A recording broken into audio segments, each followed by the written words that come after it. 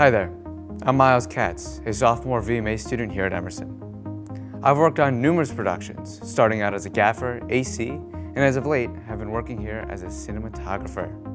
Today, we'll be covering cinematography and what the cinematographer does. Unlike some set jobs, the cinematographer is preparing for the shoot months in advance. Your job as the cinematographer is to basically convert the director's vision into reality, as well as consult and possibly bolster said vision.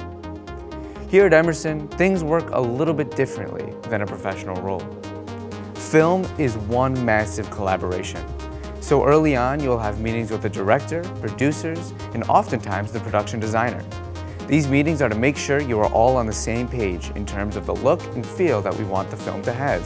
This is applicable in lensing and what lighting to get for your shoot. Lensing is big.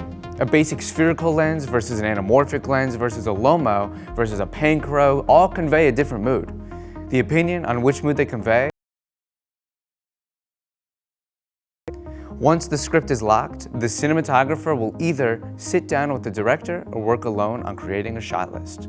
There are many different ways to create your shot list, from drafting to script notes to software, to using all three at the same time, but all must come out to the same thing. The shot list should have your shot number, your lens, and the description at the bare minimum. This is not only for you on set, but for the AD who needs to make a proper schedule in pre-pro. Every DP is different. For example, I'm a lighting-heavy DP, meaning I like to draft out where I want the light sources to come from and leave it up to my gaffer to set them up, where others leave the design solely up to the gaffer themselves. As we close in on the production, it's always helpful to touch base with the crews. Assembling your ACs, gaffer, and key grip always make the shoot go smoother on the day. In terms of setting up a shot, a whole section proxemics. Proxemics is a natural human behavior. If you don't know, I would naturally stand farther apart if I didn't know you. If we were close friends, we'd stand a little bit closer. And intimately, we would stand a lot closer. This is a natural human behavior, and this can ultimately impact the audience's perception of a scene based on your lensing and blocking, as well as where you place the camera. It's the big day, the first day on set. Now, most people think the DP is just another rung on the singular ladder with the director, but it's almost like its own separate mountaintop. The DP is in charge of pretty much the entire cam and electrics team, while the director has a whole separate chain below them, running parallel. Often, the best method of running messages down the chain is to work from the top down. A director, exclusively talking to the gaffer in an instance, leaves the DP out of the loop. It's also always good to make sure things are being kept on standby. Dependent on the crew, this will be done behind the scenes. But keeping lenses and lights ready, even if there's a slight chance, is much better than running to the truck or trying to find a buried case. When setting up the shot, the best method is to block, light, and shoot. No matter how much you prep in pre-pro, there will always be something overlooked once you step on set. Having the director block and run through the scene will give you a better sense of where you need to be, as well as help the other crews know what to add.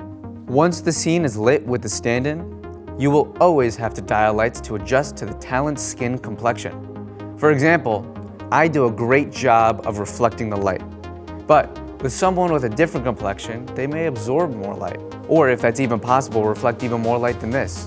One tip that I learned is the slogan that the gaffers light the place and the DP lights the face, meaning that the gaffers can light the wall while you focus on the light falling on the talent's face. Once that is done, you can shoot.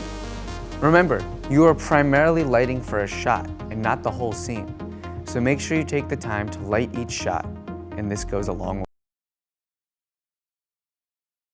The whole set, just do minor adjustments to the lighting. Your ACs and G&E folk come in handy, as those are your extra hands. Your ACs should be building the camera, setting up the monitors, and getting ready to pull focus, while the grips and electrics are getting lighting ready for setup for you. However, while it's fun to carry a combo up with the grips, run around trying to find a full battery, a stinger, a lens, that's often where your team comes in. When possible, try to delegate that so you can make sure nothing gets missed in the specific things to your job, As the day progresses, taking care of yourself is key.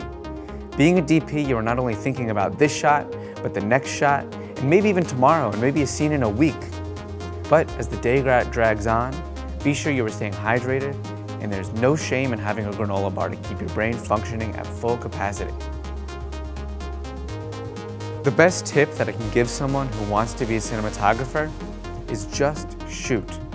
I could drag this on for hours talking about lensing and lighting, but the best way to learn is to fall on your face and then accept that you've just fallen on your face. The first thing that I ever shot, I thought it looked so bad that I figured it was a lost cause career path. Don't be afraid to not know something either. We're all in college and most of us aren't working on Hollywood features in LA. If you don't know what a bongo tie is, a cheese plate, a C-47, an eyebrow, there should be no shame in asking someone, even if you're the DP. In conclusion, when it comes to learning cinematography, Google is your best friend. There are millions of videos, articles, and other things all over the internet. Thank you, and have a nice day.